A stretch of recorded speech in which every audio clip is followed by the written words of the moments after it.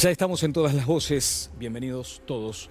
Uruguay sigue ocupando los primeros lugares en materia institucional en la región, lidera en el índice de democracia, en imperio de la ley, en la estabilidad política y en el índice de prosperidad, entre otros indicadores. También en comparación con la región, el crecimiento económico en lo que va del año ha sido relativamente alto. Ahora bien, ¿cómo le llegan estos datos a la vida cotidiana de la gente? ¿Cómo se ha comportado el crecimiento en relación a la distribución?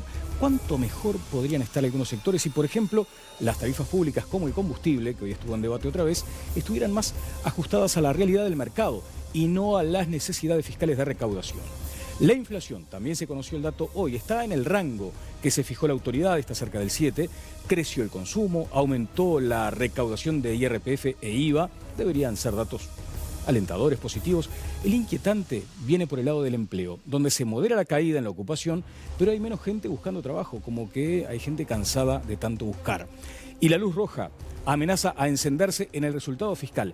Allí, a pesar de los esfuerzos y de algunos datos que hablan de una reducción del déficit a menos de 3 puntos del producto para 2018, lo dijo Astori, es una de las principales inquietudes para el equipo económico. Digo para el equipo económico porque no todo el frente está convencido de que la prioridad sea siempre el frente fiscal. Y en este cierre de año, además, nos hemos encontrado con diferencias muy importantes por el impacto que tendría esta reforma de los cincuentones, impacto en las cuentas del futuro. Y la pregunta es, bueno, ¿a ustedes cómo les ha ido en materia de finanzas domésticas? ¿Tuvieron déficit o superávit, hablando en términos de la economía? ¿Han invertido, han consumido, han tomado deuda? ¿O se han dedicado a transitar este año viviendo y tapando agujeros? Vamos a tener 3 miradas y 3 posiciones ante estos asuntos. María Laura Rodríguez, de la Unión de Exportadores, Gustavo López, dirigente de Unidad Popular, y Daoiz Uriarte, dirigente del Frente Amplio. Me voy directamente con Ale, a la que saludo, le doy las buenas noches, y además le pido una placa a propósito de una carta que enviaron los integrantes de la Confederación de Cámaras Empresariales al presidente de la República. El tema, las tarifas públicas. ¿Ale?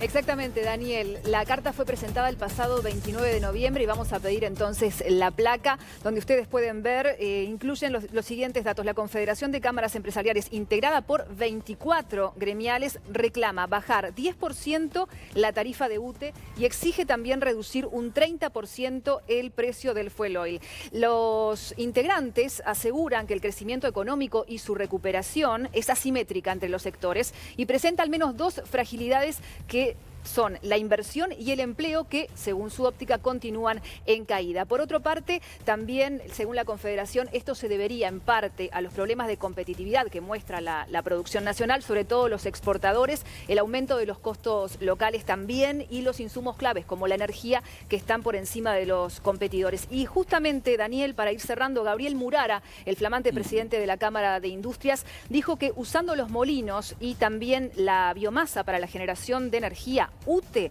redujo sus costos e incluso proyecta ganancias de $600 millones anuales para este año 2017. Sin embargo, esto no se ve reflejado tanto en la economía de la población como tampoco en los servicios y en la producción.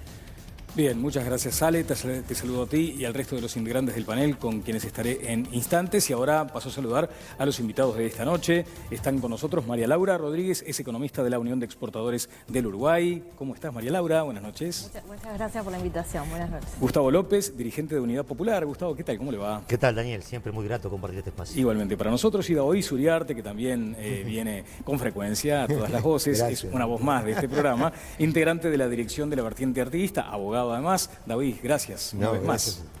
Allí estábamos observando esta nota de la Confederación Empresarial y un énfasis, un acento importante en los combustibles. Exactamente. Uno de los grandes problemas que tienen las empresas de este país es el costo de producir. Si bien estamos viendo una baja de la tasa de inflación, esto no es igual a la hora de ver los costos de producir, los costos logísticos, las tarifas, incluso los costos laborales. Las empresas están teniendo mucha presión en eso y en general son empresas que toman precios internacionales, no son empresas grandes y son mercados mundiales donde los precios se fijan en otros lugares.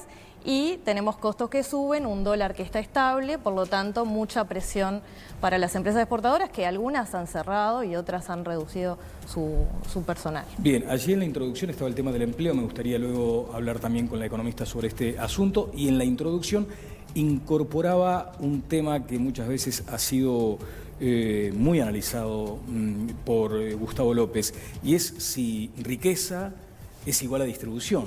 Y Gustavo entiende que no. No, desde luego que no. La angulatura que se utilice para mirar un objeto determina las luces y las sombras, ¿no? El gobierno se ha especializado en hacer las estadísticas, lo que en la escuela hacíamos con los chicles, ¿no? Lo estira y lo encoge en función de sus conveniencias. Evidentemente, y lo vamos seguramente, si el tiempo permite... Pero las cifras no son confiables, sustentar. No, de ningún punto de vista, lo vamos a sustentar en datos como este tipo de crecimiento económico no determina distribución de la riqueza. Por el contrario, ha determinado concentración de la riqueza. ¿Y no es poner en duda también la institucionalidad vinculada a las cifras? No, por el contrario, porque con las mismas cifras oficiales se pueden arribar a conclusiones distintas. Correcto, pero toman las cifras oficiales. Las oficiales. Qué interesante eso.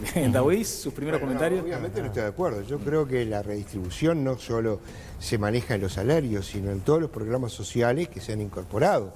Y salvo que Gustavo me diga otra cosa, el índice de Gini está indicando una mejora en la distribución que creo que hasta el momento a nivel internacional no lo ha negado nadie. Puede ser que López lo niegue, pero a nivel internacional no lo ha negado nadie. Y yo creo que los programas sociales han sido cada vez más importantes y son una base que permite una redistribución más justa entre los sectores. No es solo el aumento de salarios, sino también en una cantidad de prestaciones de las cuales el Estado. Y tiene también que ver con las empresas públicas, porque también las empresas públicas, ahora se pide que bajen los precios, yo digo, pero cuando hay situaciones de aumentos, de inflaciones galopantes, también le pedimos a las empresas públicas que aguanten y no pongan los precios de mercado. No se aguanta, Gustavo. Porque contestar en un minuto a cuenta, brevísimo detalle, a cuenta de un ulterior desarrollo. El modo de medir la pobreza en relación a los ingresos, ¿qué determina? Que el INE, que cita Uriarte, dice que si usted en Montevideo gana 10.500 pesos no es pobre, 7.500 en el interior y 5.500 en zona rural. De tal suerte que si un televidente nos está viendo en algún rincón del Uruguay, pongamos por caso Piedrasola o Tupambaé, y percibe por ingresos 5.500 pesos, de acuerdo a la cifra de Uriarte, no es pobre.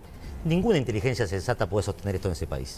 Bueno, me voy con el panel, saludando a Oscar Andrade, que estuvo de viaje. ¿Cómo te va, Oscar? También. Bueno, algunos comentarios sobre esto que ha señalado el panel de invitados. Solo tenemos dos formas de verlo. Primero, hay un dato que es objetivo. Las tarifas públicas en este periodo de los últimos 11 años han evolucionado por debajo de la inflación. Eso es objetivo. O sea, nadie puede discutir, y han evolucionado por debajo del crecimiento del salario. O sea, después la segunda discusión es, bueno, pero ¿le alcanza al trabajador que cobra el salario mínimo y cobra 12.000 pesos por mes para pagar 2.000 pesos de UTE? No, 2.000 pesos de UTE se le va un 15% del salario.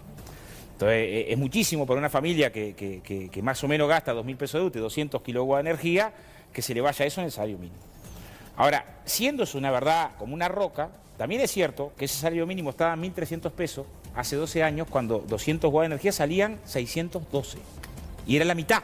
O sea, la mitad del salario mínimo se te iban 200 watts de energía. ¿Se entiende? Las dos cosas son ciertas, ¿no? No explica que vas a tener la misma dificultad. Segundo componente, cuando te quedas sin gas, tenés que gastar 500 mangos en una garrafa para ese mismo trabajador que cobra el salario mínimo. Y bueno, se le va, si es jornalero, se le va un jornal en el gas, ¿no? Es muchísimo que se te vaya un día entero de trabajo para comprar una garrafa de gas. Ahora, esa garrafa de gas en el año 2004 salía 360 pesos, cuando el salario mínimo que cobraban los trabajadores de la seguridad, los trabajadores del comercio, casi todos, los trabajadores de la barraca, estaban en 1.310. Para pagarte el boleto con el salario mínimo de hoy, ¿es fácil? No es tan fácil pagarte el boleto, 29 mangos si lo pagas con tarjeta, con el salario mínimo de hoy. Vas a tener que, lo más probable, resolver en bicicleta. Ahora, y hace 12 años, cuando era 44 pesos por día el salario mínimo y salía 14 pesos el boleto. Ida y vuelta, 2/3 del jornal. O sea, las dos cosas son ciertas. Tomé algunos precios tarifados porque nadie puede discutir que estaban en un precio distinto y traje, para demostrar el que quiera, cada una de los documentos que prueban esto, ¿no? Está muy bien. Mónica Botero, ¿cómo te va? Buenas noches, ¿qué tal? Comentarios porque decíamos que pretende el programa ir por la economía macro y por la micro también. ¿Cómo sentimos cada uno de nosotros en el bolsillo el impacto de las políticas?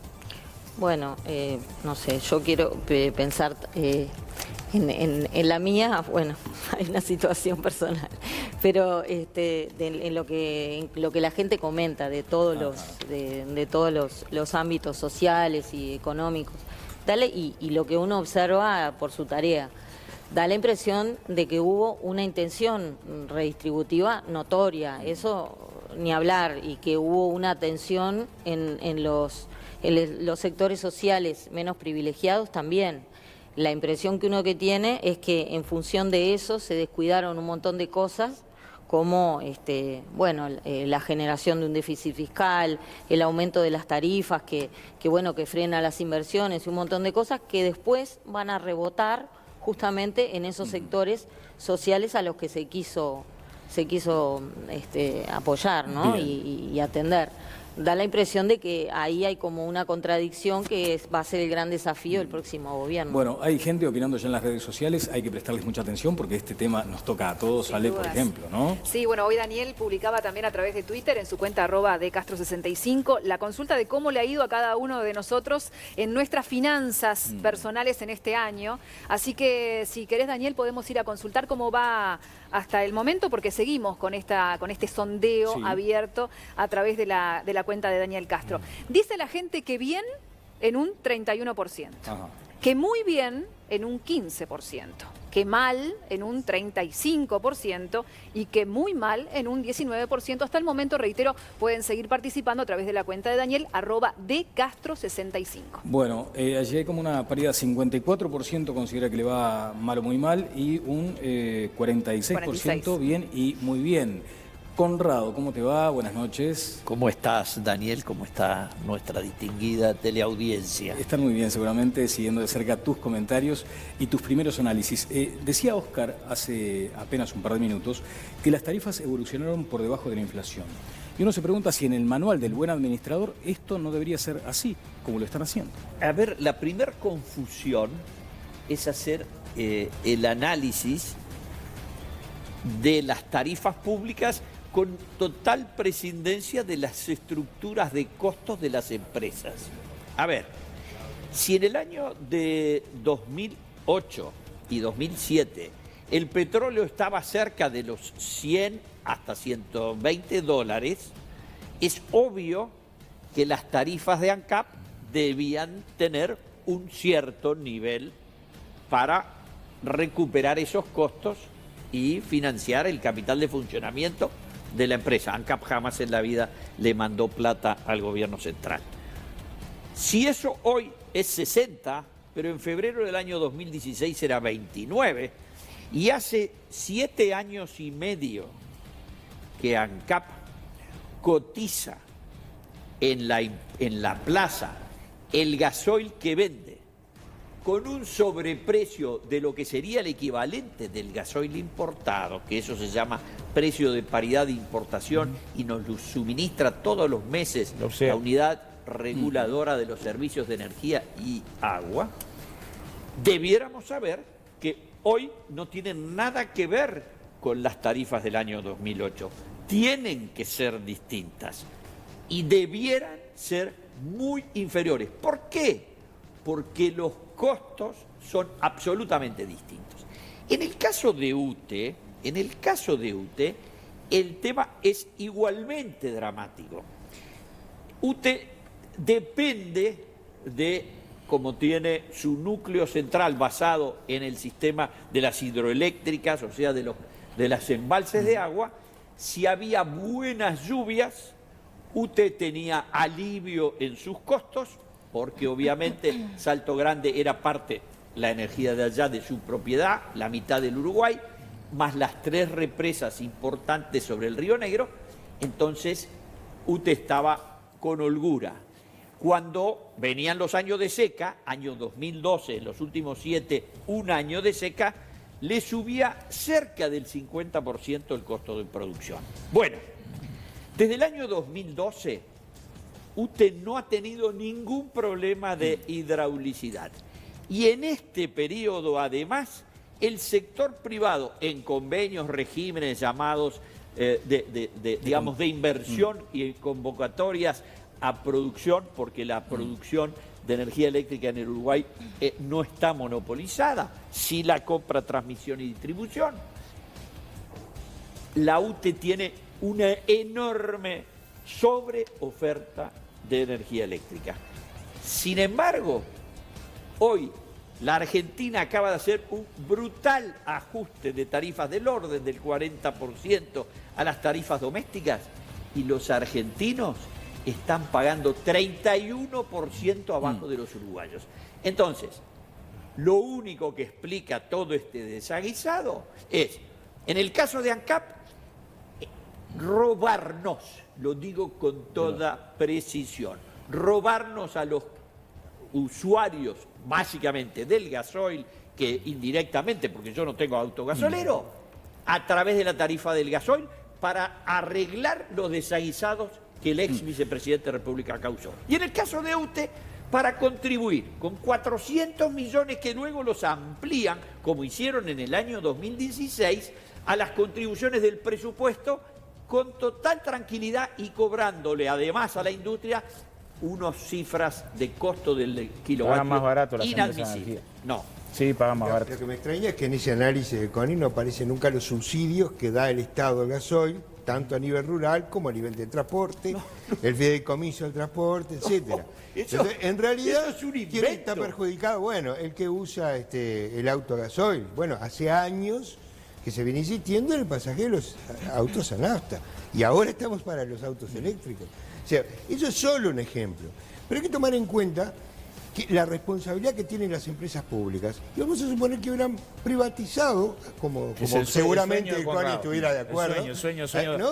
Entonces, Se emociona si esas escucha eso. tarifas nunca bajarían o subirían en función de las necesidades de la población o de las necesidades del Estado, sino de las necesidades de la empresa. ¿Ah?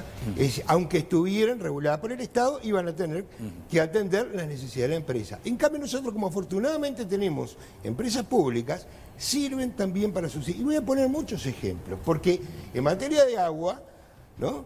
¿Cuántos lugares y cuántos servicios se subsidian gracias a la tarifa que en Montevideo puede ser una tarifa cara, pero es baratísimo en Piedrasola? ¿Ah? Porque es la misma tarifa para todo el país. Y otra de las cosas importantes, ¿qué más subsidia la tarifa de agua? El saneamiento. Y el saneamiento es un tema de salud para toda la población. Entonces, eso de que tiene que ver con la estructura, hay que respetar la estructura de costo de la empresa, pero también hay que respetar el fin social que tienen las empresas, porque para eso tenemos empresas públicas. Bien, María Laura. Bueno, desde el sector empresarial lo que hubiéramos esperado cuando bajó el precio del petróleo fue la gran oportunidad, y no solo digo para las empresas, sino para la gente, para el que usa el auto todos los días, de una baja sustancial de los combustibles. Sin embargo, no aprovechamos esa oportunidad y bueno, justo se dio el tema de la pérdida enorme que tuvo ANCAP y hubo que mantener el precio de los combustibles durante todo este tiempo. Por lo tanto, no estamos aprovechando las oportunidades que nos da el contexto internacional, que muchas veces nos podemos quejar del contexto internacional, pero en este momento que tenemos un precio del petróleo más bajo, no podemos aprovecharlos por estas ineficiencias que terminamos pagando todos. Ineficiencias. Desde el punto de vista de la defensa de las empresas públicas, no le vamos a ceder la derecha al Frente Amplio. Sobre todo porque en este proceso ha avanzado decididamente en privatización de áreas clave del Estado. Pero, por ejemplo, hace unas semanas atrás el Parlamento acaba de votar una ley de riego que camina decididamente en la dirección de la privatización del agua. Pero a mí me parece muy útil la orientación inicial del debate, en donde tú planteabas la necesidad de ir de lo macro a lo micro, de lo general a lo particular. En lo general, ¿qué percibimos nosotros luego de una docena de años de gobierno del Frente Amplio? Un país con una economía claramente primarizada, que se inserta en el mercado internacional como exportador de materias primas y como consumidor de productos de alto valor agregado, con el agravante que las empresas que producen en Uruguay, que producen con valor agregado, son propiedad de extranjeros o filiales de multinacionales, un ordenamiento jurídico que sustenta este modelo económico. Se me dirá, es un ordenamiento heredado, veremos. Luego de 12 años, ese ordenamiento jurídico se mantiene intacto. Me refiero a ley de puertos, ley de zonas francas, ley de protección de inversiones, ley que limita el mínimo de arrendamiento de la tierra, es decir, un conjunto de acciones en el sentido de favorecer al capital. Ese ordenamiento jurídico que tiene su origen en finales de la década del 80, principios de los 90. Ley de Seguridad Social del 95, tienen allí un problema importante a resolver. No la hizo el Frente Amplio, en 12 años la mantuvo incolume. No modificó, a la que había que agregarle otras que sí son de paternidad exclusiva del Frente Amplio, como por ejemplo la Ley de Participación Pública-Privada, cuya paternidad no pueden negar. Y declaro cuño neoliberal, ¿verdad? A ver, si tengo la placa vinculada a lo que les comentaba Ale Labraga más temprano, sobre el reclamo de la Confederación Empresarial para que se ajusten a la baja algunas tarifas. De hecho, primero, esta confederación la integran 24 gremiales, se reclama la baja de un 10% en la tarifa de UTE y se exige la reducción de un 30% en el precio del fuel oil. Aquí está detrás esa placa. ¿No parece acaso sensato, atinado, oportuno o acaso urgente, Óscar, que las empresas, que esta confederación reclame esto que en definitiva podría derivar o redundar en más empleo, en más mano de obra? Sí, lo primero que ya pagan menos, ¿no? Lo primero que tendríamos que discutir, los grandes consumidores pagan menos energía que la tarifa residencial, ¿no? O sea, una gran empresa se instala y paga menos que lo que pago yo en mi casa, ¿no? Un primer debate que tenemos que instalar es ese. Yo creo que hay que ir a tarifas diferenciales, pero no pensando en el gran consumidor, porque además el gran consumidor te entra el hipermercado, te entran algunas embajadas. O sea, ¿qué le deja al Uruguay tener una tarifa diferencial para una gran embajada y que pague menos energía en términos productivos, en términos de trabajo? O sea, la discusión de tarifas diferenciales que quiere, yo lo dije en el programa pasado, a ver, yo estoy de acuerdo que esté subsidiado el gas. Una cosa es el gas que lo usa para comer y otra cosa es quien usa la garrafa de gas para calentar el agua de una piscina. Entonces me parece que hay que ir a una discusión sobre las tarifas públicas, pensando, yo creo, en el fin social de las empresas públicas, que tiene que ir más allá. Segundo componente, lo primero que tendríamos que partir de la discusión es, ya tienen las empresas una tarifa diferencial, pagan menos, ¿no? O sea, pueden exigir querer todavía pagar menos, pero ya pagan menos, ¿no? Y paga menos una gran empresa que un pequeño kiosco. Está bien que aparte de todas las ventajas que tiene la gran empresa cuando compra por materia de escala, además la energía pague menos que el pequeño kiosco, ¿no? O sea, no nos tenemos que hacer un debate un poco más general sobre eso. Segundo, por lo que dice el Gallego, yo tengo acá una decena de editoriales de la prensa de esta última semana. Según la prensa, es todo lo al revés de lo que dice Gustavo, lo que ha pasado en el último periodo, ¿no? Lo que ha pasado es dictadura sindical, cada vez más poder a los trabajadores, un Estado cada vez más grande. O sea, la opinión nosotros tenemos crítica de los dos costados, ¿no? Una línea editorial muy fuerte diciendo, bueno, decenas de miles de funcionarios públicos, entramos más empleados públicos en el país que nunca en la historia, ¿no? Entonces, por un lado tenemos esa crítica, que te dan garrote, ¿no? Están estatizando todo, ¿no? Y por otro lado tenés la crítica al revés, ¿no? Estás privatizando todo y parece que los trabajadores pierden poder, ¿no? Yo tengo acá algunos que nos acusan se instaló la dictadura de los trabajadores en el Uruguay, porque algunos editoriales de la prensa esta última semana... Dardo Gasparré, por ejemplo... Gasparré, terrible. Bueno, y lo de la calle en Capitalismo a la Carta, muy duro también, ¿no? Los desmanes. Estamos viviendo el momento de los desmanes, donde parece que los trabajadores tenemos control obrero en toda la fábrica. Me pide la palabra la economista Rodríguez, pero también por una alusión. A ver, Gustavo. No, lo diga de milagro.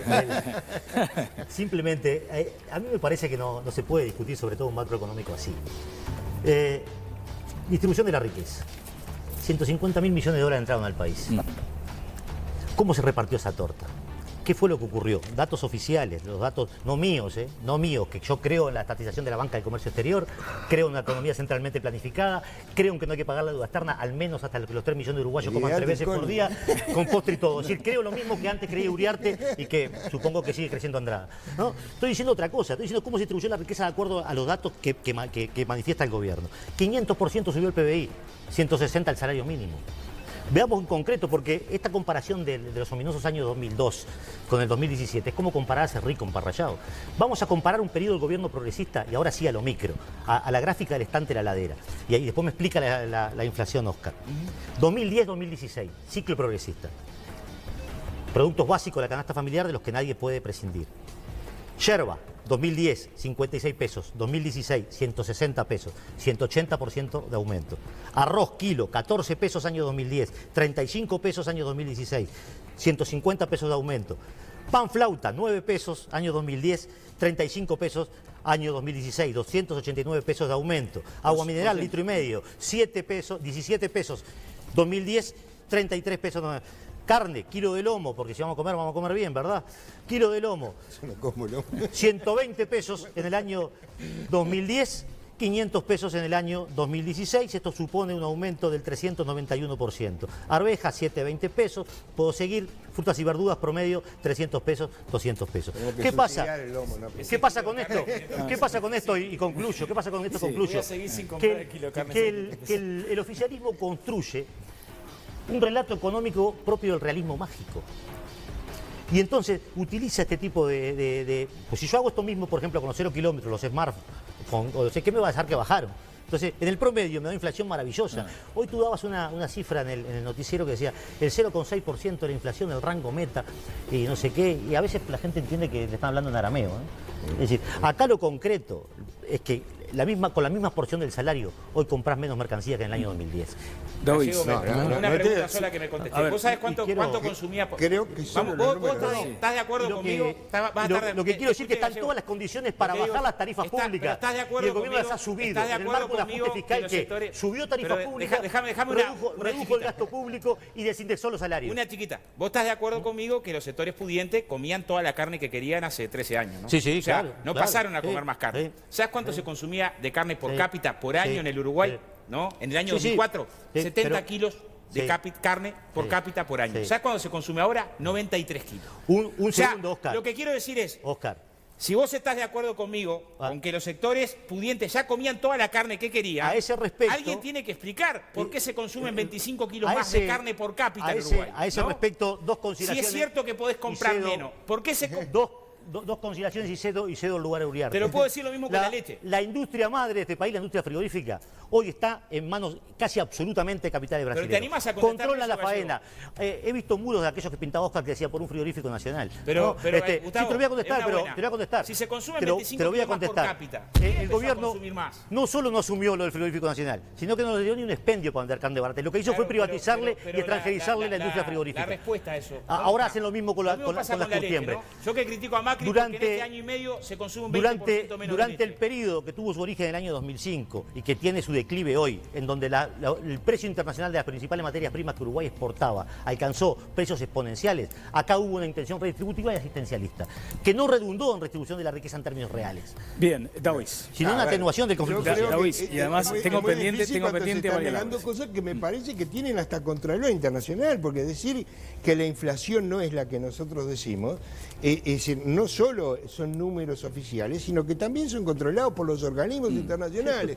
Y también, esto divide. Bueno, claro, internacionales. Los únicos válidos son los números europeos, evidentemente. No son tuyos esos números. Pero yo lo que te voy a decir, me estás comparando la yerba. Cuando todos sabemos el problema. Eso me apasiona verte. Sí, sí me he pasado totalmente.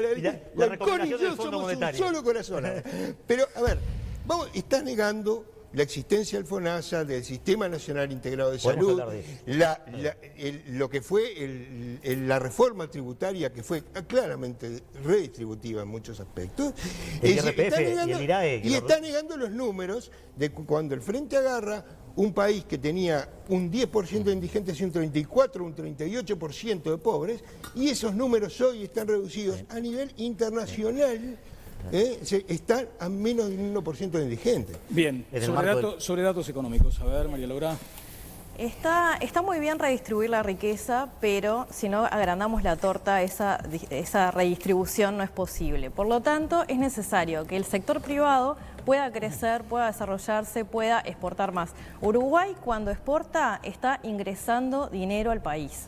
Es como en una familia el que sale a trabajar y que trae dinero a la casa. Bueno, la exportación es eso para el país. Exportar es ingresar dinero y llevar productos de uruguayos al exterior.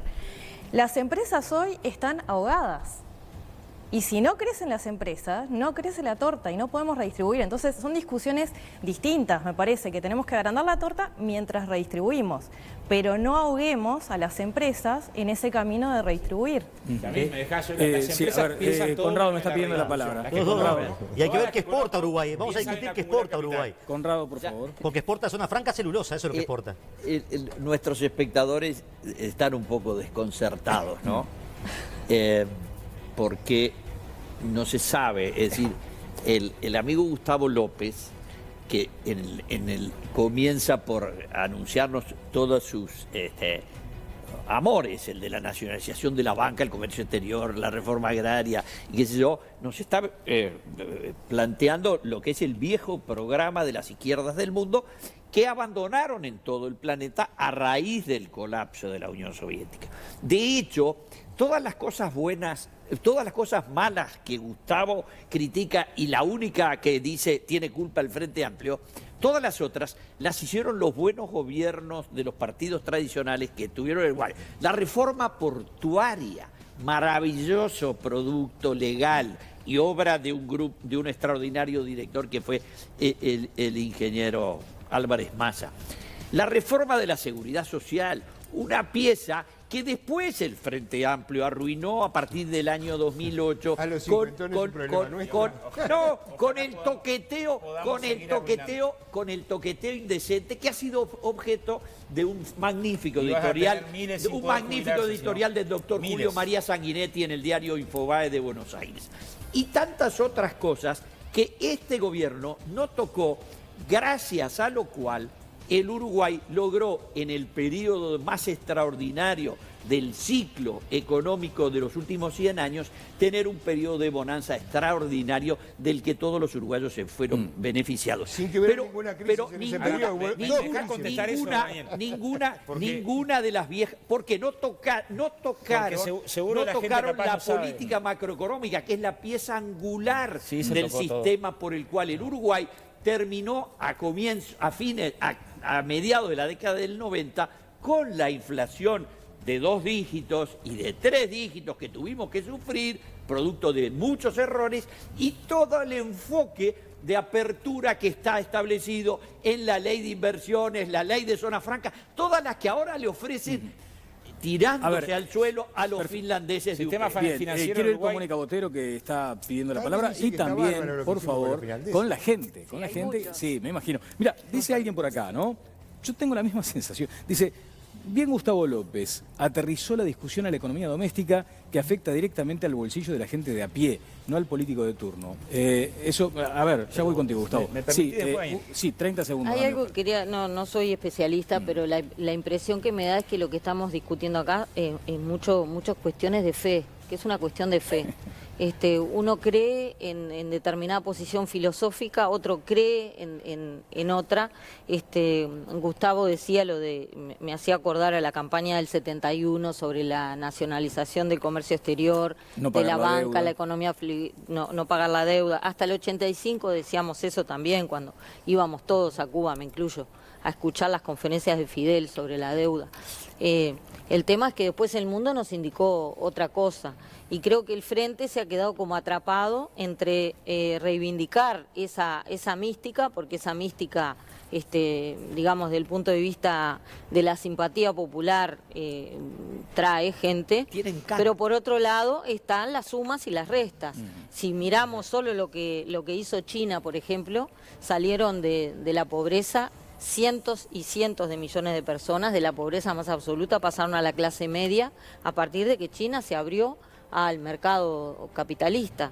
Y según decía Moreno, el presidente actual del BID, en los próximos años entre 2.000 y 2.500 millones de personas van a entrar a la clase media, sobre todo en Asia.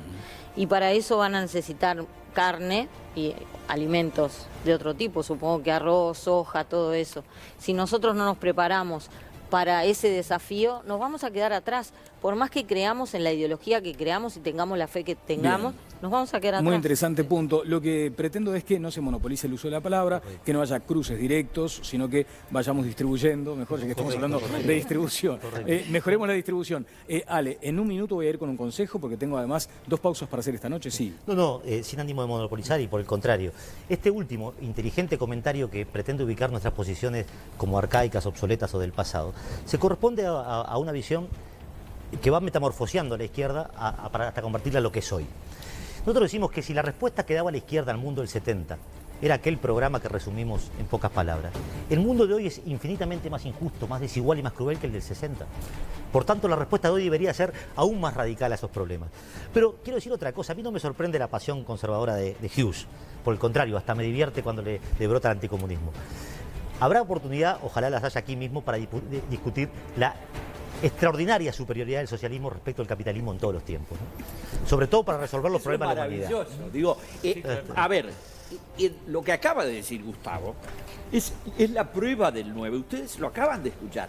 La maravillosa superioridad del socialismo que tiene, es decir, que tuvo un pasaje que comenzó en la Revolución Bolchevique de noviembre-octubre del año 1917, colapsó sin que nadie disparara ni un cohete brasilero. Nunca fue agredida esa revolución. No. Fue lo más tranquila que hubo en 70 años. No digas esa barbaridad, Corrado. Eso es el realismo No digas mágico. esa barbaridad. Eso es el realismo mágico. Por favor. Construye la historia de... Se nos fue noviembre sin poder discutir los 100 años de la revolución. Si no escuchan, Estoy por contestarte de la reforma de la seguridad social de la anterior. si no escuchan, dicen tonterías.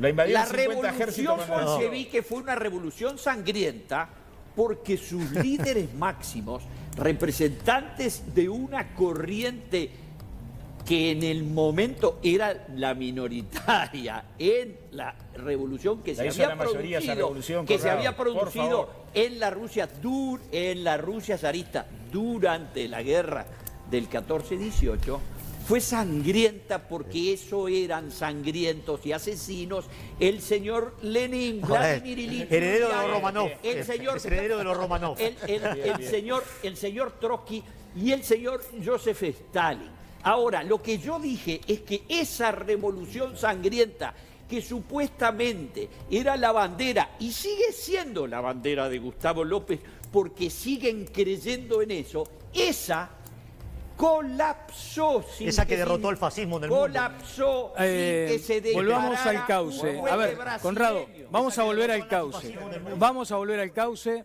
Óscar Andrade tiene pendiente. Conrado dijo en el programa anterior que guay con que le toquen a alguno de los pesos que puso en la FAP. Sí, claro. Y que si esto tiene que ver con la reforma de los cincuentones, que lo olviden, porque te vas a oponer resistencia. Estudié bien y a mí...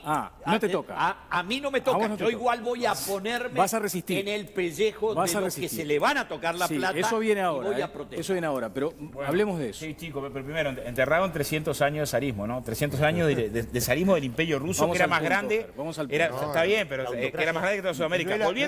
Volviendo al punto, porque no le pude contestar varias cosas telegráficamente a Conrado. Bueno, a ver. El año pasado, por tener empresas públicas en CAP, ahorramos 65 millones de dólares que, a diferencia de si hubiéramos importado combustible, como es el sueño dorado, está el documento de la URSEA para el que lo quiera leer. O sea, bueno, que todos dijéramos, qué bueno que tenemos empresa pública en CAP que nos permitió ahorrar 65 millones de dólares de combustible, a diferencia de que si hubiéramos importado. Segundo componente, ¿cuál fue esa reforma a la Seguridad Social horrible? A mí me tocó participar en la redacción del texto de la reforma, porque participé del diálogo y participé de la redacción de la ley. Tuve esa responsabilidad como PCT. ¿Qué cosas horribles hizo? Extendió un año el seguro de desempleo para el mayor de 50 años, achicó la edad de jubilarse, que estaba en 65 años, a 60, le otorgó a la mujer un año por cada hijo, o sea, a la mujer hasta 5 hijos, un año, al trabajador con 58 años y que está desempleado con 28 años de aporte, 2 años de prejubilación. Eso es lo espantoso. Si no hacíamos eso, decenas de miles de trabajadores desempleados del Uruguay y sin trabajo, y muchísimas trabajadoras con 59, 60 y 61 años iban a quedar sin jubilarse. Y esa es una realidad que hay que mirarla desde lo social, porque el trabajador uruguayo, cuando puede, el promedio de jubilación es a los 64 y 65. ¿A quién vino a amparar esta reforma? A trabajadores veteranos y sin trabajo, en general de las condiciones más precarias, porque teníamos en Uruguay, cuando gobernaban los señores, que eran maravillosos, más de un 40% de los trabajadores en negro. Voy a hacer una brevísima pausa. Esto se está poniendo interesante y apasionante y además vienen otros asuntos. Allí, por ejemplo, lo que señalaba Conrado, también lo que ahora insinuaba Óscar en sus declaraciones, tiene que ver con esto de los cincuentones. Dijo Mujica que el tema estaba resuelto y sin embargo parece que está lejos de quedar resuelto en la interna del Frente Amplio. Pero además tengo algunas otras consideraciones. El Partido Independiente respalda la posición del Frente Liber Sereñi. Uno se pregunta, ¿qué pasa con el Frente Liber Sereñi en esa interna tan caldeada? Si efectivamente se avanza con este proyecto del Poder Ejecutivo. Y estuvo el ministro de Trabajo diciendo frases como, por ejemplo, esta, a ver si la encuentro, terrorismo de cifras. Y entonces un periodista dice, cuando usted dice, Murro, terrorismo de cifras, ¿se refiere a lo que maneja el equipo económico? Duda el ministro y dice, la culpa es de los medios. Más o menos así, ¿eh? Eso fue más o menos lo que dijo. Vamos al consejo, ¿vale? Sí, porque te queremos contar que la peluquería Liber Luna es sinónimo de servicio y de calidad. Reafirma tu estilo en cualquiera de nuestros salones, en Punta Carretas, en Pocitos, en Tres Cruces, en Parque Valle. Podés consultar a través de la web liberluna.com y seguirlos también en Facebook. Y por otro lado, te queremos contar que Mundo Pirotécnico, atención que estamos ya en diciembre, la empresa de fuegos artificiales 100% uruguaya celebra sus 20 años de vida con 20 ofertas imperdibles para los revendedores. Mundo Pirotécnico agradece como siempre la fidelidad de sus clientes y renueva su compromiso con la excelencia porque su seguridad es nuestra tranquilidad. Iniciales nos acompañan desde hace más de 2000 años, en momentos de alegría, diversión y festejo. Hoy en día se fabrican productos cada vez más atractivos y seguros. Disfrutalos. Mundo Pirotécnico. Su seguridad es nuestra tranquilidad.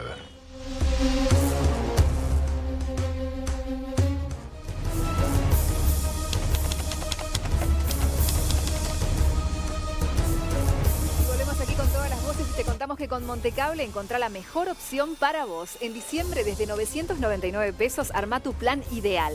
Con tarjeta de crédito BBVA suma 12 meses con 25% de descuento al plan exclusivo que Montecable tiene para vos. Llama al 2909-0000 o en montecable.com y quédate con la mejor opción. Bien, seguimos avanzando con todas las voces. Le voy a pedir a la producción, sé que les pongo en un aprieto, pero por favor, vamos a cambiar el orden. Había un segundo tema planteado para ahora, para este momento, y luego estaba lo de las perspectivas económicas para 2018 y lo que aconteció en 2017. Voy a ir con eso, si me permiten, porque vamos a tratar de recoger alguna información que está surgiendo a esta hora sobre los cincuentones, sobre este proyecto que deberá discutirse en el Parlamento. Está en este momento procesándose una información y además una reunión. En consecuencia, si podemos postergar ese asunto, y tenemos el disparador de este tema. ¿Cómo nos fue en 2017? ¿Qué se espera para 2018? A ver. El 2017 llega a su fin, con un nivel de desempleo que se ubica en el 7,6%, la inflación en 6,30% y una perspectiva de crecimiento de 3,2%. Para algunos fue un buen año, otros consideran que se encendieron luces amarillas. ¿Qué nos depara el 2018? ¿Será mejor para los uruguayos que este año que agoniza? ¿Mejorarán los ingresos? ¿Se creará más empleo? ¿Viviremos en una región estable y debemos apostar al resto del mundo? El 2018 llega con muchas preguntas. Y algunas respuestas, María Laura. O más preguntas. No, bueno, de las dos. 2008 viene pintando bien. Tenemos una región que va creciendo. Argentina y Brasil se espera un crecimiento interesante. Más allá de que estamos bastante independizados, digamos, de los niveles de crecimiento de los vecinos, siempre ayuda, sobre todo en turismo, que es una exportación de servicios. Vamos a tener supuestamente una buena temporada. Por lo tanto, por ese lado, los números vienen bien, pero en generación de empleo no se está generando tanto empleo, por más que crezca el PBI. O sea, hay más actividad económica, pero no con la misma cantidad de empleo que antes. Por lo tanto, nuestra postura es generemos más actividad y más empleo, porque la relación es menor. Claro, ¿y cuál es el camino para eso? Y desde nuestro punto de vista es exportar más, abrirnos más al mundo, generar acuerdos comerciales. Se está hablando, bueno, ahora se está negociando Mercosur-Unión Europea, esperemos a ver si sale. Ahora hay una propuesta hay una posibilidad que en diciembre haya algún anuncio. Por ese lado nosotros podríamos exportarle mucho más de lo que exportamos ahora a la Unión Europea, eso es más trabajo para los uruguayos. Por otro lado, se ha hablado con China, ahora fue el China LAC en Punta del Este, y hubo conversaciones, esperemos que por ese lado también haya una mayor apertura, no sabemos en qué formato, pero buscando que nuestro principal socio comercial, porque China es el principal destino de las exportaciones uruguayas. Y esa percepción que tiene Gustavo respecto a que se exporta materia prima y se importan bienes con valor agregado, ¿es así hoy en 2017? Tenemos mucha exportación de materia prima, pero también tenemos valor agregado. Aparte, hay una distinción entre valor agregado que ya no es la misma de antes, porque ahora la materia prima también tiene valor agregado. Claro. Hay investigación detrás, hay desarrollo, hay mucho más que lo que había antes atrás de una materia prima. Sí, un kilo de carne no es un kilo de carne. No es lo mismo que antes. Investigación, desarrollo. Por lo tanto, esa dicotomía es distinta. Ahora, lo que sí está pasando en Uruguay es que todas las empresas que tienen más mano de obra, más costos de tarifas, más costos en la producción, que en general está asociado con esa industrialización de la materia prima, tienen más problemas por la falta de competitividad. Por esto que hablábamos anteriormente de un dólar estancado, costos que suben, precios que hay que tomarlos como vienen del exterior. Ahora, qué curioso, la economía crece pero no genera empleo. Sí, pasando revista a algunos de los temas planteados. Si el costo de la energía se midiera, por ejemplo, por el costo de su producción, sería infinitamente más barato. Yo coincido con lo que aquí se ha señalado en relación a que Uruguay tiene hoy superávit hídrico. Los propios trabajadores de UTE han desarrollado una propuesta muy inteligente para bajar el costo de la energía a los hogares. Luego, ¿qué exporta Uruguay? Exporta en primer lugar carne, en segundo lugar celulosa. Si es que en un esfuerzo de imaginación entendemos que exportar desde soja. Que exportar desde zona franca supone exportar, pero bueno, exporta celulosa. En la década del 90, con el huracán neoliberal que devastó este país, hasta la década del 90 estaba prohibido exportar ganado en pie. En la década del 90 se habilita la exportación de ganado en pie. Nadie podrá considerar que las vacas se vayan caminando arriba del marco supone algún grado de valor agregado, ¿no? Bueno, en aquellos debates parlamentarios de la década del 90, la totalidad del Frente Amplio se opuso severamente a la exportación de ganado en pie. En posición de gobierno no solo lo habilitaron, sino que ampliaron la cuota de exportación de ganado en pie. Es decir, eso es un elemento clarísimo que da cuenta del grado de primarización de la economía uruguaya. En 12.000 productores menores de 100 hectáreas dejaron el campo en los últimos 10 años. Datos del último censo agropecuario. 12.000 productores menores de 100 hectáreas. Al mismo tiempo que se avanza en un proceso de transgenización de la tierra sin precedentes. Incluso que será agudizado ahora porque, digamos, la tendencia es a convertirnos en un monte de eucalipto y soja transgénica, ¿no? Con este acuerdo indecente que se acaba de firmar con UPM, que no tiene precedentes a escala planetaria. Por lo menos en los términos en que está redactado, no tiene precedentes a escala planetaria. ¿Daois? Bueno, estoy radicalmente opuesto a lo que acaba de decir Gustavo. A ver, yo en primer lugar creo que las perspectivas son muy buenas. A ver, los organismos han corregido permanentemente al alza su percepción sobre la economía. La inflación se mantiene dentro del rango meta.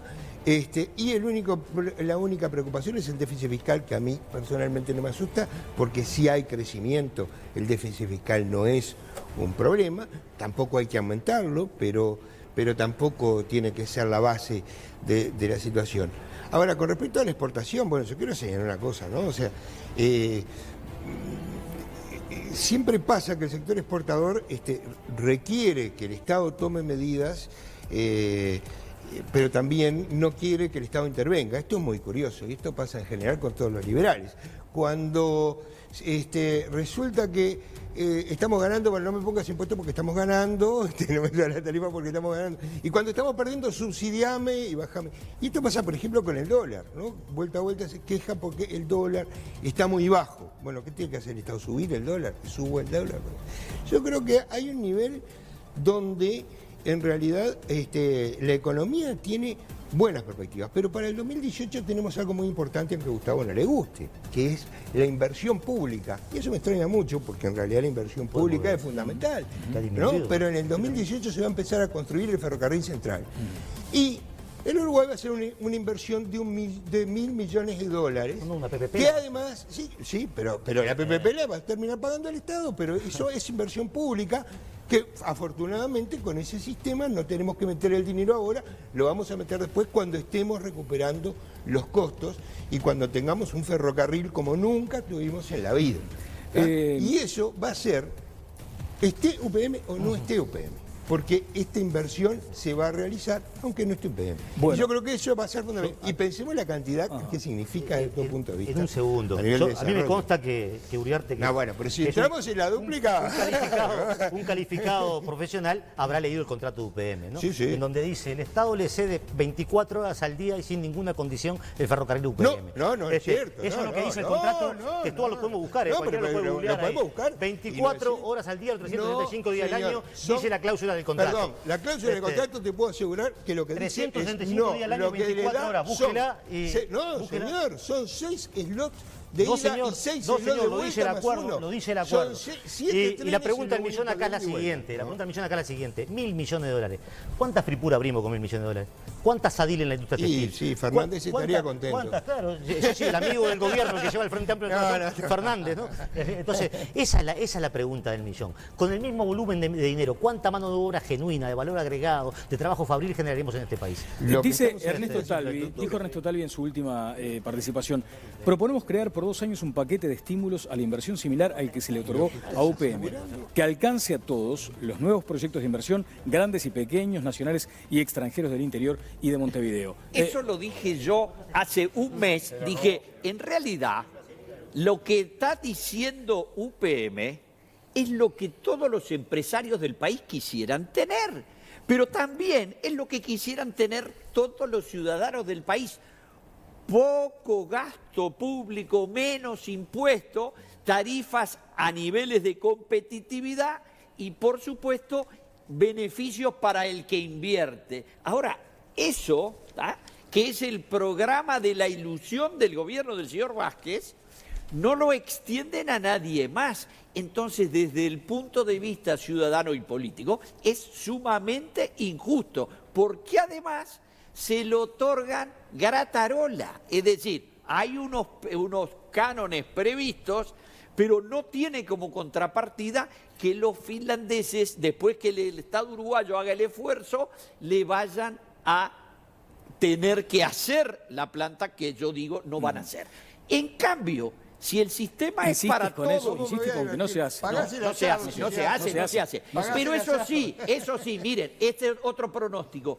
El trencito del norte, el trencito del Toto, lo van a empezar y va a quedar igual que el horno de Raulito tirado en el pasto. Los pastos van a crecer hasta niveles indecibles porque nadie va a usar eso que además tiene que llegar al puerto pasando por una puente. Es gracioso que viniendo de un representante político que estuvo al frente de gobiernos que te dejaron el Palacio de Justicia. Yo no soy representante que político. dejaron el Palacio de Justicia. Mucho, bueno, estuvo en la OPP, fue director de ANCA durante el primer periodo. Hace 25 años. Y después estuvo en la Intendencia de Antía, estuvo vinculado a ese Estado que critica tanto, pero bien supo cobrar los recibos de Estado. Yo acá tengo una placa que me parece que está buena, de Brasil, Argentina y Uruguay, ¿no? 2011, 2017, capaz que lo pueden colocar, la pasé a WhatsApp del grupo. Tomando base 100 el año 2011, ¿no? Si uno mira este periodo, ¿qué pasó del 2011 al 2017 en el caso de Argentina? Argentina apenas creció un 2%. ¿Qué pasó en el caso de Brasil? Brasil achicó su economía en un 2%. Y Uruguay, en ese mismo periodo, aplicando algunas medidas de las que Conrado reniega, esto es, no bajó el salario real, aumentó la inversión pública, el gasto público social en términos reales creció, o sea, todas las medidas que son horribles, todas las medidas que para la economía son perversas, todas las medidas que la ortodoxia liberal, Uruguay en ese mismo periodo creció un 16%. ¿Qué quiero decir? ¿No? En general, cuando se aplican las recetas de Conrado, esas que parece que son maravillosas para que todo crezca, termina habiendo más exclusión social y más concentración de la riqueza, porque no conozco empresa que crezca para distribuir. Mónica. En general, crecen para concentrar.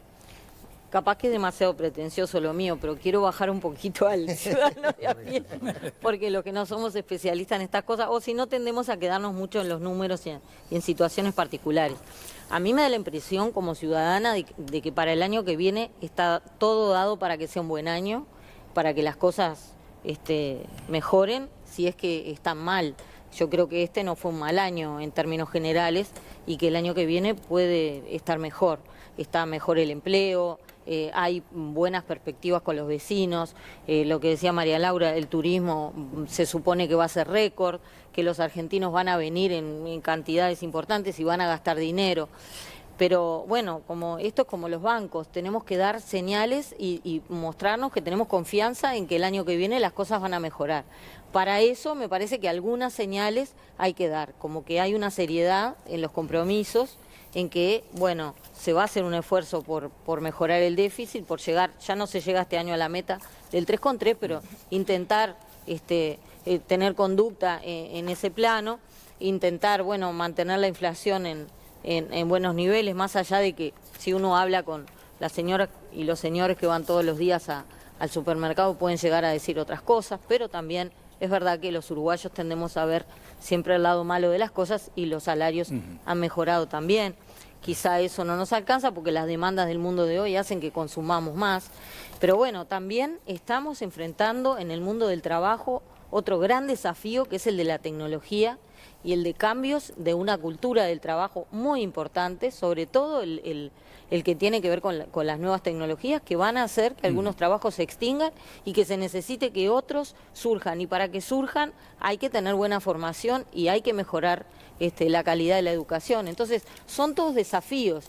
Uno puede ser optimista, pero también hay que tener un poco de atención en que eso hay que atenderlo. Es lo mismo que pidió UPM, como dice. Exactamente, algo encontró tengo Conrado. Un dato para confirmar lo que dice Gustavo. Tengo el texto acá, Bueno, tengo el texto para leerlo. Déjame un minuto, porque Ale quiere participar también. A ver, Sí, Ale. exacto, porque referido a lo que decía Mónica hablando de los ciudadanos de a pie, hoy el diario El Observador publicó los resultados de una encuesta que suelen realizar, que se realizó el pasado mes de noviembre, la encuesta de expectativas económicas, donde se consulta gente que está vinculada obviamente con el tema de la economía, ¿no? Economistas particulares, consultoras, instituciones financieras y también centros de investigación económica. Y lo que prevían era que para que este año se cierre con un 3,2% de crecimiento y para el año próximo con un 3,4% de crecimiento. Esto quiere decir que corrigieron las expectativas al alza en un nuevo año, ¿no? Así que se acumularían en este caso 3 años consecutivos de crecimiento del ritmo de la aceleración económica, ¿no? Está muy bien. Tengo un redoble de tambores. Quiero ese dato, Conrado, que lo acabas de encontrar y que coincide. Lo quiero leer. Yo lo quiero leer en homenaje a Gustavo.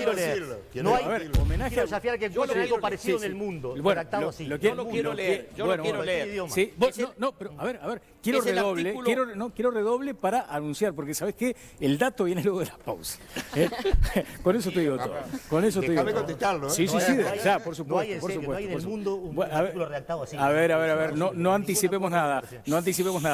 Viene el redoble, sí. A ver, Ale. Y ya que estamos hablando de mejora de la economía, atención, porque Uruguay Viajes te lleva al Mundial de Rusia a alentar a la Celeste. Así que venite con nosotros a Rusia con los costos más bajos del país y con todo incluido. Aéreos, 16 noches, incluidas por supuesto también, 16 noches de alojamiento en Moscú, los traslados a los 3 partidos. Así que podés reservar ya tu lugar esa hora. Además te obsequiamos la camiseta oficial de la Celeste. Vamos con la Celeste a Rusia. Uruguay Viajes te lleva llamando al 2362-2222 y al 2-909-2144. Atención, mencionando el programa Todas las Voces vas a tener un 10% de descuento. Mirá, bien, muy bien.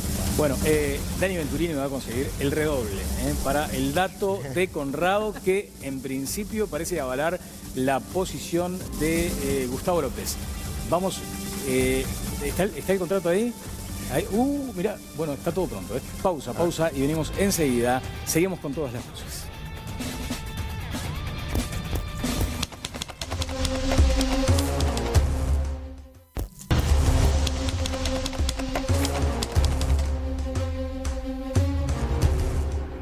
Bueno, estaba mirando la...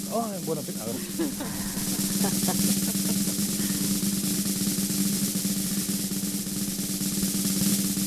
A ver, Conrado. Dice el artículo del convenio 3312 en la página 26. Los principios del contrato de acceso ferroviario. Como mínimo, la República Oriental del Uruguay está obligada a asegurar que los contratos de acceso ferroviario establezcan lo siguiente. A. La República Oriental del Uruguay deberá habilitar a discreción de UPM. 24 horas. Ella, o sea, UPM y o el operador ferroviario de UPM, es decir, quien ésta designe.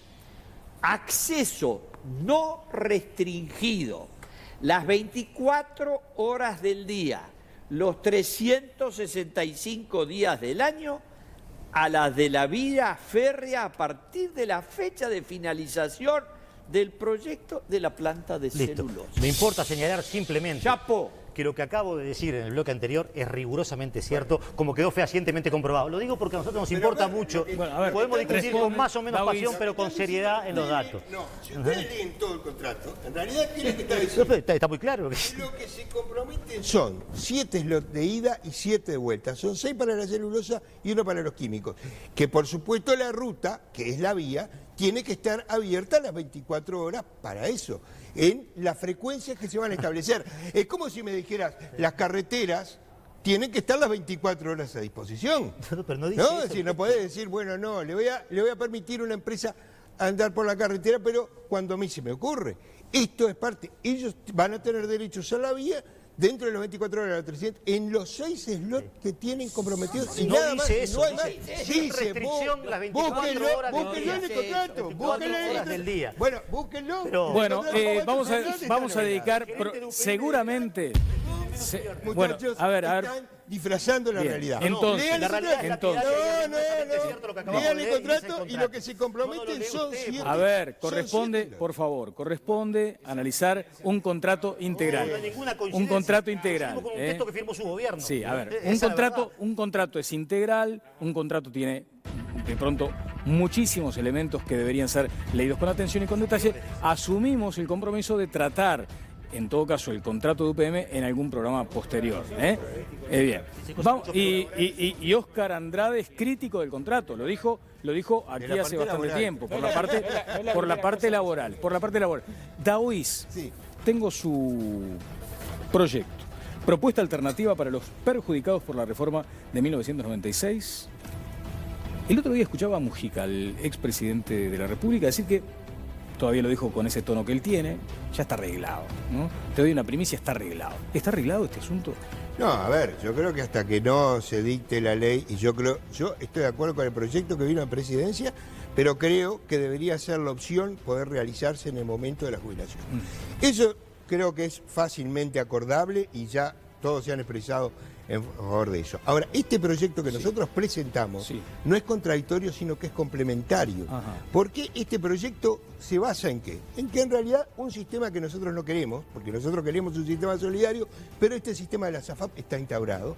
Entonces queremos jugar dentro de las normas del sistema. Y lo que nos parece mal es que no se le dé la opción.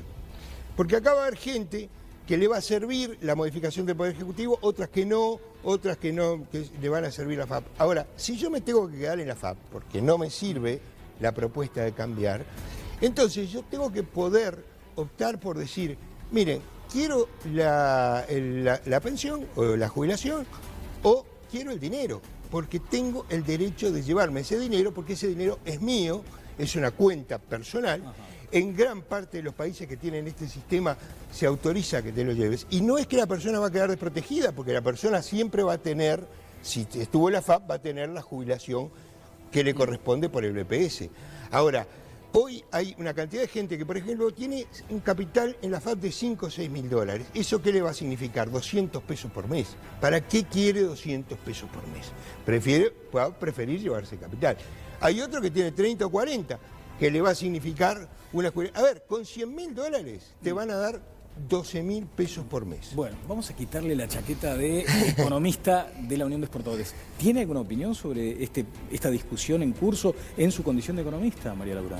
Bueno, hay que ver cuál es el costo. Y además quiero decir claramente, vamos a eximirla de su responsabilidad como integrante de la Unión de Exportadores en este caso. ¿Pero por qué tendría costo eso? Bueno, no digo el proyecto suyo, digo el proyecto que se está manejando ahora. Se habla de un costo bastante elevado y realmente hay una preocupación bastante grande con respecto al déficit fiscal y cómo después se financia o si eso después va a generar más deuda que la vamos a terminar pagando generaciones futuras. Entonces ahí está el equilibrio que hay que buscar entre una solución que tenga un costo elevado y una solución que podamos pagar. Ajá. Terrorismo de cifras, dijo Murro hoy. A mí me cuesta coincidir con Murro, pero lo que debo decir es que el origen de lo que está ocurriendo hoy era fácilmente adivinable, predecible. Esta es la profecía cumplida. ¿Qué ocurre? 12 años después, o 13, como decía Connie, de la llegada del gobierno del Frente Amplio, el régimen de la SAFAP se mantiene. Entonces el único proyecto viable es derogar la SAFAP. Ese es el proyecto sensato, ese es el proyecto de izquierda, ese es el proyecto que le devuelve a la seguridad social un criterio universal, solidario de desarrollo. Lo otro son caminos intermedios, parches, que luego generan este tipo de discusión que tienen adentro. Constitucionalmente no es posible. Pero claro que es posible. ¿Cómo no va a ser posible? Sería una apropiación de las cuentas personales. Desde luego que es posible. Es un retorno de un dinero que fue... Pero eso es expropiar, Gustavo. No, porque el trabajador fue compulsivamente obligado a entrar a las AFAP. No fue voluntariamente, como ahora se pretende que voluntariamente y entonces salga. Compulsivamente vamos y restamos ese Pero dinero. ocurrió una docena de veces. A mí, ¿sabe lo que me sorprende? A mí que de la izquierda se cuestiona ahora y dice, bueno, ahora desde la izquierda. En fin, se dice, bueno, no, pero esto podría llegar a ser anticonstitucional. ¿Pero desde cuándo? ¿Desde cuándo con mayorías parlamentarias y con legitimidad popular no se puede avanzar para derogar una ley? Pero escúcheme, Luis Valleverre se le quedó con el ferrocarril a los franceses, a los ingleses. A los ingleses se le quedó con el ferrocarril. Y acá no pueden derogar las AFAP. Podría derogar la ley, pero lo que no podés es apropiarte de los capitales. La interna está recalentada. ¿Qué pasa si se va Astori? Oscar, ¿qué pasa si se va enojado con toda esta situación? Va, enojado no. Esto es gravísimo, lo ha dicho gente del entorno de Astori, a tal punto que eventualmente podría considerar la posibilidad de irse. No sé, yo no me gusta opinar sobre rumores, porque hasta ahora lo que tenés, no he escuchado públicamente al ministro de Economía plantear la cuestión de su renuncia. Entonces, por trascendido es muy difícil opinar porque terminás rumor sobre rumor. Ahora, costo elevado. A mí me parece que está bueno que miremos el tema del costo elevado, porque esa es la discusión general. En primer lugar, sería bueno que escucháramos a quienes nos dijeron en el año 96 de que esto iba a beneficiar a los trabajadores. Y ahora tenemos que el costo elevado es igual al tamaño del perjuicio de los trabajadores. Segunda cosa que tenemos que escuchar, ya no en el 96, es a quienes cuando se colocó el tema de la discusión sobre el tema de los cincuentones, dijeron que esto iba a afectar cuando mucho a 1 de cada 7, 1 de cada 8 de los trabajadores. Y ahora parece que esa es la gran mayoría, porque la discusión que se va con el costo, en el escenario de alta, es que de 100.000 trabajadores que tienen cuentas personales, 70.000 estarían afectados. O sea, hay una discusión más de fondo. Y los que decían que era 1 cada 7, 1 cada 8, hace pocos meses, ¿no tendrían que hacerse una autocrítica? David, ¿cuándo el Frente resuelve esto? Yo creo que antes de que termine el año. ¿Antes de que termine el año se vota esto? Yo creo que sí. Bueno. Y lo otro, yo comparto que hay que resolver este tema de los cincuentones y ir a una reforma profunda de la seguridad social sin fines de lucro. Hay que ir a un debate de la seguridad social sin fines de lucro, sin AFAP. Sin fines de lucro, sin AFAP que se lleven 100 millones de dólares por año. Podría haber una AFAP pública. Cortita. 12.500 millones de dólares que tenemos ustedes y nosotros, guardados y administrados por 4 empresas en donde cada uno la tiene en la empresa que tiene ganas, no pueden ser tocados por estos irresponsables que solo con la empresa monopólica de petróleo lograron la hazaña de, luego de haber logrado hacer quebrar los casinos de Montevideo, lograron hacer quebrar la ANCAP, fundada en 1930. El Banco de Seguro se retira, colapsa el sistema. Tocando el dinero de esa FAP. No lo dice en ningún lado ni en el proyecto del Ejecutivo. Están sacando para constituir un fideicomiso que lo van a administrar. Pero eso va a ser voluntad de la persona. Si la persona se quiere quedar en la FAP, se queda en la FAP. En ningún lado estás obligando a que la gente... Por eso te consultaba el otro día sobre ese punto. Tengo 2 recomendaciones importantes. Una para mañana, 20 y 30, aquí en Monte Carlo Televisión. El programa La Grieta, esta situación en la República Argentina, un especial telenoche con Nico Núñez, que entrevistó, entre otras personalidades, mañana lo van a ver, y además con mucho equilibrio, entrevistó a Kicillof, aquel exministro de Economía, que parece haber dedicado unas palabras como si lo conociera Conrado. ¿Te contaron esa, Conrado?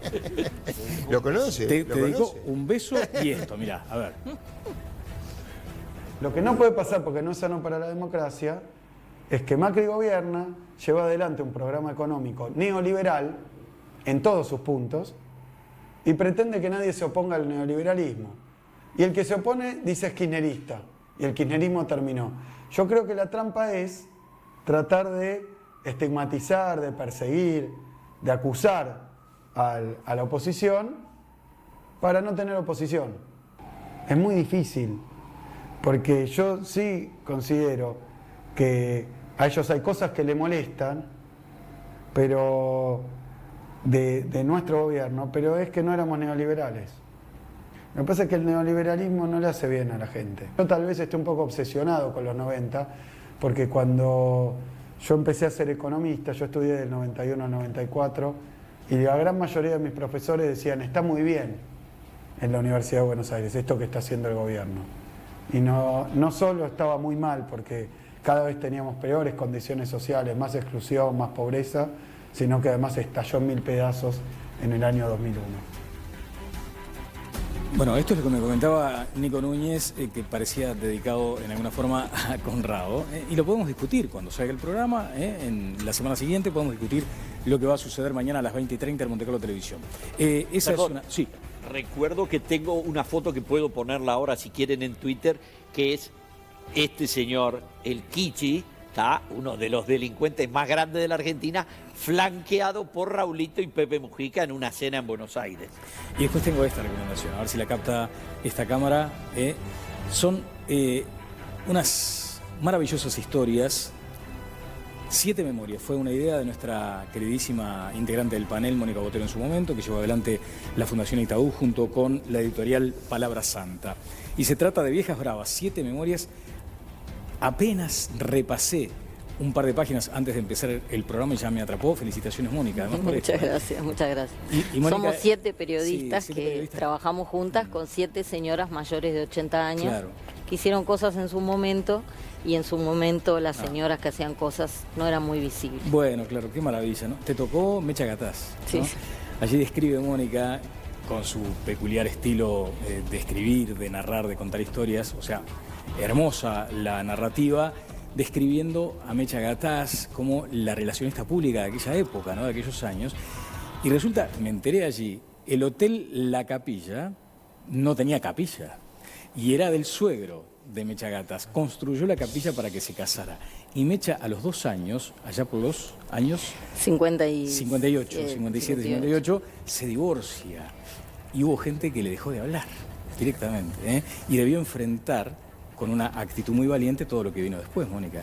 Y ella fue una transgresora después toda su vida, hasta el día de hoy que va a cumplir 85. La tapa es Y la maravillosa. saludo porque nos ve. Ah, nos ve Mecha Gatás. Sí, claro. Bueno, y la tapa maravillosa, ¿no? Esta mujer arrojándose al agua, ¿eh? Con esa indumentaria. ¿De qué año es esto?